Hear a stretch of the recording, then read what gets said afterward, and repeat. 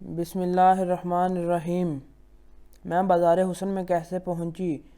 لوگ دل کی تسکین کے لیے اس بازار جاتے ہیں، لیکن یہ کبھی نہیں سوچتے کہ یہاں دل لبھانے اور رقص و سرود کی محفلیں سجانے والی یہ لڑکیاں کہاں سے آتی ہیں۔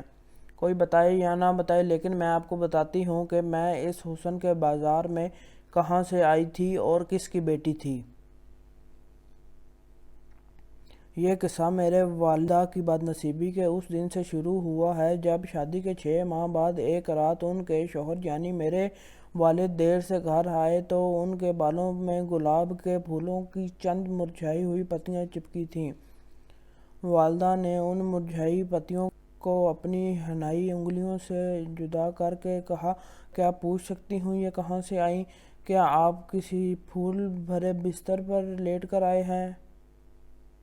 والد صاحب کو بیوی کا یہ سوال برا لگا اور انہوں نے دھکا دے کر انہیں پرے کر دیا اور خود بستر پر کروٹ بدل کر سو گئے۔ والدہ رات بھر روتی رہیں، صبح ان کی آنکھیں سوجی ہوئی تھیں۔ والد نے کلام نہ کیا، تیار ہو کر دفتر چلے گئے۔ وہ سمجھی وقتی ناراض ہیں۔ بات کوئی ایسی نہ تھی کہ وہ ہمیشہ کے لیے بیوی کو چھوڑ دیتے۔ تاہم امی بہت دکھی تھیں جب ان کا دیور کمرے میں اپنے بھائی کے بارے میں پوچھنے آیا۔ امی کی سرخ آنکھوں کو دیکھا تو پوچھا، بھابی کیا آپ روئی ہیں؟ امی کو جیسے کسی غم گسار کی ضرورت تھی۔ دیور کو چھوٹا بھائی سمجھ کر تمام بات بتا دی۔ اس نے کہا، روئیے نہیں بھابی، میں بھائی کے اس معاملے کا کھوج لگا کر آپ کو آگاہ کروں گا کہ کہاں جاتے ہیں اور قصہ کیا ہے۔ دیور نے بھابی سے کیا وعدہ پورا کیا اور اپنے بھائی کا کسی طور پیچھا کر کے معلوم کر لیا کہ وہ کہاں جاتے ہیں۔ معاملہ یہ تھا کہ میرے والد اس بازار کی ایک عورت کے عشق میں گرفتار تھے جو بہت خوبصورت تھی۔ والد امیر آدمی تھے اور امی جان غریب گھر سے تھیں، لیکن میری دادی کو پسند تھیں۔ وہ ان کے کزن کی بیٹی تھیں۔ دادی نے تبھی ابو کی نہ چلنے دی اور اسی بازاری عورت کو بہو بنانے پر راضی نہ ہوئیں۔ ضد کر کے امی کے بہو بنا کر لے آئیں۔ دادی خوش تھیں کہ من پسند لڑکی کو بہو بنا لائی ہیں، لیکن والد خوش نہ تھے۔ وہ کسی طور امی سے جان چھڑانے کا بہانہ تلاش کر رہے تھے۔ دیور جی نے جب امی کو رپورٹ دی اور اس عورت کا نام بتا دیا تو والدہ نے اس شوہر سے بات کی۔ آپ کسی بازاری عورت نیلم کے عشق میں گرفتار ہیں۔ اگر ایسا ہے تو آپ مجھ سے شادی نہ کرنی چاہیے تھی۔ اب میں امید سے ہوں اور امید کرتی ہوں کہ آپ اپنے قدموں کو اس گند خانے کی طرف جانے سے روک لیں گے۔ شریف زادی اور اس بازار کی عورت میں کوئی مقابلہ نہیں۔ بیوی ہی اب آپ کے پیار کی حقدار ہے۔ والد خاموش سنا کیے۔ امی نے بات ختم کی تو کہا، میں کب تم سے شادی کرنا چاہتا تھا، اماں نے یہ ڈھول گلے میں ڈالا ہے۔ عہد کیا تھا کہ مجھ کو میری برائیوں کے ساتھ قبول کر لو گی تو رکھوں گا ورنہ نکال دوں گا۔ آپ اس غلط جگہ جانا چھوڑ دیں، باقی آپ کی سب اچھائیاں برائیاں قبول ہیں۔ تم کو چھوڑ سکتا ہوں، اس جگہ جانا نہیں چھوڑ سکتا۔ لیکن مجھے یہ بتاؤ کہ تم اس جگہ اور اس عورت کے بارے میں کیسے جانتی ہو؟ اس بازار کی معلومات اتنی تفصیل کے ساتھ تم جیسی شریف زادی کو کیسے حاصل ہوئیں؟ والدہ خاموش ہو گئی۔ لب سی لیے، کیونکہ دیور نے قسم دی تھی کہ بھابی آپ کے شوہر کے بارے میں تمام معلومات حاصل کر کے دوں گا، لیکن خدارا میرا نام نہ لیجیے گا اور نہ بھائی بڑے ظالم ہیں، مجھے زندہ نہ چھوڑیں گے۔ دیور نے امی سے سچ کہا تھا، اس کا ثبوت ان کو اس وقت مل گیا جب اس فرعون صف شخص نے میری ماں کے سر پر برقع ڈالا اور اپنے چھوٹے بھائی سے کہا، جاؤ اس کو اس کے باپ کے گھر چھوڑ آؤ۔ امی ہی نہیں، ان کے ساس اور دیور سبھی یہ سمجھے کہ حفیظ اس وقت غصے میں ہے، چند روز بعد غصہ ٹھنڈا ہو جائے گا تو ہم جا کر عفت کو لے آئیں گے، لیکن ایسا نہ تھا۔ والد تو امی سے جان چھڑانے کا بہانہ ڈھونڈ رہے تھے۔ وہ امی کو لینے نہ گئے، گھر والوں کو بھی منع کر دیا کہ ہرگز مت لانا ورنہ کھڑے کھڑے نکال دوں گا۔ بڑھاپے میں بیچارے نانا ابو تو جیسے قیامت ٹوٹ پڑی تھی۔ وہ داماد کے پاس گئے اور سبب دریافت کیا تو انہوں نے سسر کو یہ کہہ کر دھتکار دیا کہ تمہاری بیٹی کا اس بازار سے کیا تعلق ہے جو وہاں کے بارے میں اتنی معلومات رکھتی ہے، یہاں تک کہ وہاں کی عورتوں کے نام تک جانتی ہے۔ ایسی عورت کو میں نہیں رکھ سکتا جس کو اس بازار سے اتنی آگاہی ہو۔ بیچارے نانا ہکا بکا منہ تکتے رہ گئے اور والد نے امی کو طلاق دے دی اور کہا کہ اب وہ بھولے سے بھی میری گھر میں قدم نہ دھرے ورنہ بری طرح پیش آؤں گا۔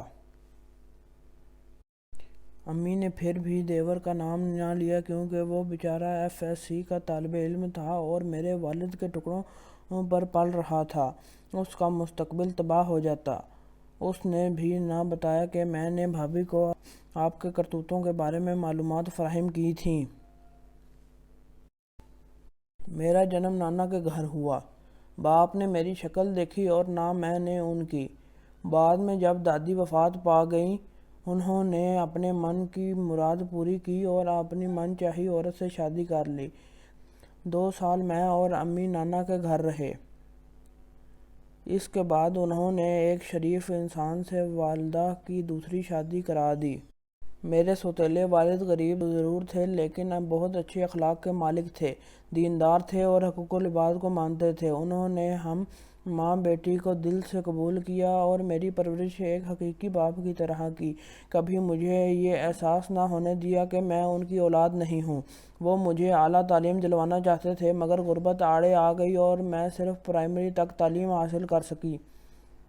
16 برس کی تھی جب انہوں نے میری شادی اپنے بھانجے سے کر دی اور 1 سال بعد ان کا انتقال ہو گیا۔ میری ساس اپنی بھابھی یعنی میری والدہ سے جلتی تھی۔ وہ بالکل اپنے بھائی سے مختلف عورت تھی۔ والد کے انتقال تک تو صحیح رہیں لیکن ان کی وفات کے بعد پنجے نکال لیے۔ وہ مجھے ماں سے ملنے نہ دیتی، ان کو آنے کی اجازت تھی اور نہ مجھے ان کے پاس جانے کی۔ وہ بیمار تھی مگر میں ان کی عیادت کو نہ جا سکتی تھی۔ صرف اس دن اجازت ملی جس روز امی کا انتقال ہو گیا۔ اب میرا اس دنیا میں شوہر کے سوا کوئی نہ تھا اور وہ بے شک بہت اچھے انسان تھے لیکن اپنی ماں سے بہت ڈرتے تھے۔ میری ایک نند تھی، وہ غلط چال چلن رکھتی تھی۔ ساس سارا دن پاس پڑوس میں پھرتی اور جب میرے شوہر اور سسر گھر پر نہ ہوتے تو نند پڑوسی لے کر لڑکے کو بیٹھک میں بلا کر باتیں کرتی۔ مرد شام کو آتے، ان کو کچھ خبر نہ ہوتی گھر میں کیا ہوتا ہے۔ ساس کے ڈر سے میں زبان نہ کھولتی تھی۔ شوہر کو بتاتی تو ان کی ماں میرا جینا دوبر کر ڈالتی۔ خاموشی میں ہی میں نے اپنی عافیت جانی، یہ سوچ کر کہ جو جیسا کرتا ہے ویسا بھرتا ہے۔ میں نند کی چغلی کر کے بری بنوں گی تو کہاں جاؤں گی؟ سچ ہے برائی کو چھپانا کبھی بہت مہنگا پڑ جاتا ہے۔ اے کاش اپنے خاوند کو آگاہ کر دیتی۔ آخر کو ان کی بہن میں ہمارے گھر کی لائی تھی، ان کی عزت تھی۔ ایک روز دوپہر کا وقت تھا، میں کچن میں کھانا بنا رہی تھی کہ وہ وینا بھاگی بھاگی آئی۔ بولی بھابھی مجھے چھپا دو، ابا اور بھائی آ گئے ہیں۔ میں کچھ نہ سمجھی، وہ بوکھلائی ہوئی تھی۔ میں نے اس کی اس حالت میں دیکھ کر اسے اپنے بیڈ روم میں چھپا دیا۔ تبھی سسر اور شوہر کے کسی کو گالیاں دینے کی آوازیں آنے لگیں۔ دوڑی بیٹھک میں گئی، وہ پڑوسی لڑکے کو دونوں مل کر مار رہے تھے۔ نظارہ دیکھ کر خوف سے کانپ گئی اور میں نے ان کو روکنا چاہا کہ کہیں مار ہی نہ ڈالیں۔ میرے بیچ میں آنے سے لڑکے کو بھاگ نکلنے کا موقع مل گیا۔ اس کی جان بچ گئی۔ اب سارا غصہ سسر صاحب اور شوہر نے مجھ پر نکالا کہ وینا اگر بیٹھک میں لڑکے کے ساتھ تھی تو تم کہاں تھی؟ تم تو گھر میں تھی اور اب وہ کہاں ہے؟ انہوں نے گھر میں اسے ڈھونڈا، کیسے بتاتی کہ وہ کمرے میں میری الماری کے پیچھے چھپی ہوئی ہے۔ بالآخر انہوں نے اسے ڈھونڈ نکالا اور گھسیٹ کر باہر لائے۔ کسی نے تمہیں یہاں چھپایا ہے؟ وہ بولی کچھ نہیں مگر ہاتھ سے میری جانب اشارہ کر دیا۔ وہ تو پہلے ہی غصے میں آپے سے باہر ہو رہے تھے۔ سارا الزام مجھ پر دھر دیا کہ میں اپنی نند کو اس لڑکے سے ملاتی ہوں۔ میں نے لاکھ کہا کہ ایسا نہیں ہے، مگر وہ نہ مانے۔ میرے خاوند نے کہا اگر تم میری بہن کے اس کھیل میں شریک نہیں تھی تو پہلے مجھے کیوں نہ بتایا کہ پڑوسی کا لڑکا گھر آتا ہے اور بیٹھک میں ویرنا سے ملتا ہے، تم نے اسے اپنی الماری کے پیچھے کیوں چھپایا؟ اصل میں تم ہماری عزت کی دشمن ہو۔ ابھی یہ قصہ چل رہا تھا کہ ساس آ گئیں۔ وہ بھی چلانے لگیں کہ اس نے میری بچی کو خراب کیا ہے۔ یہ اگر ساتھ نہ دیتی، اس کی پردہ پوشی نہ کرتی، کم از کم مجھے بھی بتا دیتی تو آج یہ تماشا نہ ہوتا۔ بھلا میں کیسے بتاتی اس ڈائن کو جو مجھے کچا چبا جانے کے در پہ رہی تھی۔ ساس کو موقع ملا تھا تو اس نے مجھے اس وقت گھر سے نکلوا دیا۔ میرا کوئی ٹھکانہ نہ تھا۔ اس وقت کہاں جاتی؟ منت کی کہ مت نکالو۔ کہاں جاؤں گی؟ بولی جہاں جی چاہے چلی جاؤ، ورنہ میری لڑکی کو مروا کے دم لوگی۔ الٹا چور کوتوال کو ڈانٹنے والی بات ہو گئی۔ میرے ننیال میں صرف ماموں تھے۔ بڑی مصیبت اٹھا کر ان کے پاس لاہور پہنچی، لیکن جوں ہی ممانی نے میری بربادی کی داستان سنی، مجھے رکھنے سے انکار کر دیا۔ بولیں دو چار دنوں کی اور بات ہوتی ہے، عمر بھر کون کسی کو رکھتا ہے۔ بی بی اپنا ٹھکانہ ڈھونڈو، نہیں تو اپنے باپ کے پاس چلی جاؤ۔ ممانی کا کہنا تھا اچھی بھلی نیک سیرت بیوی کو یوں کوئی شوہر اپنے گھر سے نہیں نکالتا، ضرور کوئی عیب دیکھا ہوگا جو یوں کھڑے کھڑے نکال دیا۔ بیوی کی لن تانیوں پر ماموں بھی خاموش تھے۔ مجھے اپنی ماں کے سگے بھائی سے ایسی امید نہ تھی۔ میں نے کہا ماموں آپ ہی ممانی کو سمجھائیے یا پھر کچھ دن بعد جا کر میرے سسر اور شوہر سے بات کیجیے، تب تک میں یہیں رہوں گی۔ ممانی نے دوبارہ کہا کہ تمہارا سگا باپ موجود ہے، وہ اس دنیا میں، ان کے پاس کیوں نہیں جاتی؟ مجھے اپنے سگے باپ کا پتہ معلوم نہیں ہے۔ ماموں بولے آؤ میں تمہیں اس کے پاس چھوڑ آتا ہوں، جب اسے اپنے حالات بتاؤ گی تو کوئی اچھی تدبیر نکل آئے گی۔ ماموں مجھے میرے حقیقی والد کے دروازے پر چھوڑ کر چلے گئے، جیسے بس جان چھڑانا چاہتے ہوں۔ اس دنیا میں پہلی بار قدم باہر نکالا تھا، اب پتہ چلا کہ دنیا کیسی بری جگہ ہے۔ تب سوچا تھا کہ باپ تو پھر باپ ہوتا ہے، خواہ کتنا بھی سخت دل کیوں نہ ہو۔ مجھے دیکھ کر گلے لگا لیں گی، میری دل پسیج جائے گا۔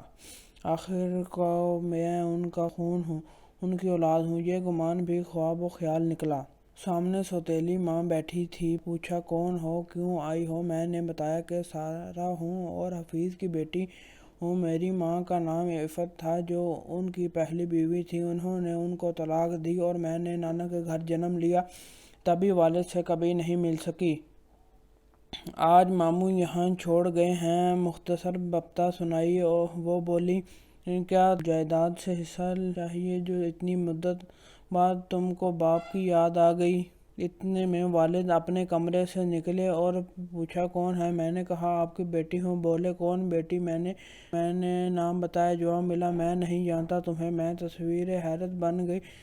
واقعی وہ مجھے کب جانتے تھے؟ انہوں نے میرے جنم دن سے اب تک دیکھا کب تھا؟ آپ نے مجھے کس جرم کی سزا دی ہے بابا جان کی میری صورت بھی نہ دیکھی آج تک؟ بولے جب تمہاری ماں نے ہی مجھے صورت نہ دکھائی پھر کیسے دیکھتا؟ پتہ نہیں میری بیٹی ہو بھی کہ نہیں۔ یہ الفاظ پگھلا ہوا سیسا بن کر میرے کانوں میں گرے۔ بے بس ہو کر کہا میرے شوہر نے گھر سے نکال دیا ہے اور ماموں نے بھی نہیں رکھا، اب کدھر جاؤں؟ سوتیلی ماں نے کہا آج رہ لو، کل تک تمہارے رہنے کا بندوبست کر دوں گی۔ وہ رات میں نے ایک اجنبی کی طرح اس گھر میں گزاری جس کے بارے میں گمان تھا یہ میرے باپ کا گھر ہے۔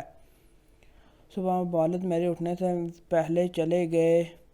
تھوڑی دیر بعد ایک بوڑھی عورت سوتیلی ماں کے پاس آ گئی۔ ماں سے کہا کدھر ہے وہ لڑکی جس کو تم رکھنے پر راضی نہیں ہو؟ بلاؤ اسے۔ حقیقی باپ کے بے رخی اور اجنبیت دیکھ چکی تھی۔ جب ستیلی ماں نے کہا کہ ان کے ساتھ چلی جاؤ، یہ تمہیں اچھی طرح رکھیں گی، یہ تمہارا خیال کریں گی اور اس بوڑھی کی خدمت کرنا، میں اور تمہارے ابا تمہاری خبر گیری کرتے رہیں گے۔ باپ کی بے حسی سے میرا حقیقی رشتے اور محبت سے ایمان اٹھ گیا تھا۔ بوڑھی نے دل سے لگایا پیار کیا تو میں روتی ہوئی اس کے ہمراہ اس کے گھر آ گئی۔ اس نے مجھے کہا کہ تم عفت کی بیٹی ہو، نہ جانتی ہوں اس کو میری لڑکی کی خاطر تیرے باپ نے طلاق دی تھی اور وہ میری بیٹی کو بھی مجھ سے چھین لیا ہے۔ حفیظ نے تم میرے پاس رہو گی تو ماں جیسا پیار دوں گی۔ اس عورت کی زبانی اپنی ماں کا ذکر سن کر دھاڑس ہوئی۔ میں اسے نانی ہی سمجھی۔ نانی ایک شاندار کوٹھی میں رہتی تھی۔ اس کے ساتھ 2 لڑکیاں اور بھی تھیں جو اس کی بیٹیاں نہ تھیں۔ میری طرح بےکس لاوارث بھٹکی ہوئی لڑکیاں تھیں جن کو اس نے پناہ دی تھی۔ مجھے بھی پناہ مل گئی، مگر آبرو مندانہ چھت کے تلے نہیں، گناہ کی دلدل میں بسنے والی یہ بوڑھی نوجوان لڑکیوں کی کمائی ہوئی دولت پر عیش کرتی تھی۔ وہ بھی جوانی میں یوں ہی بھٹک کر اس بازار تک آ گئی تو عمر بھر کے لیے گناہ کی قبر میں اتر گئی۔ اب جینے پر مجبور رہی۔ اب عفت و عصمت کا کوئی تصور اس کے پاس باقی نہ رہا۔ اچھائی اور برائی کی اقدار مٹ چکی تھی۔ میں اس سیاہ روح کو نانی کہتی اور کیا کرتی۔ جب اپنے برے وقت میں منہ پھیر لیتے ہیں تو برے بھی اپنے لگنے لگتے ہیں۔ آج اگر میں اس بازار کی زینت بنی تو کس وجہ سے اور کہاں سے آئی ہوں، اور مجھ جیسی لڑکیاں یہاں کہاں سے آتی ہیں؟ کیا یہاں آنے والوں نے کبھی سوچا؟ مجھے گلہ اس بڑھیا یا اس جیسی پناہ دینے والی عورتوں سے نہیں ہے، گلہ ان لوگوں سے ہے جن کی دم قدم سے بازار آباد ہیں، اس پاکیزہ معاشرے سے جو لڑکیوں کو لاوارث اور بے سہارا کرتے ہیں اور بے سہارا عورتوں کو پناہ دینا معیوب سمجھتے ہیں۔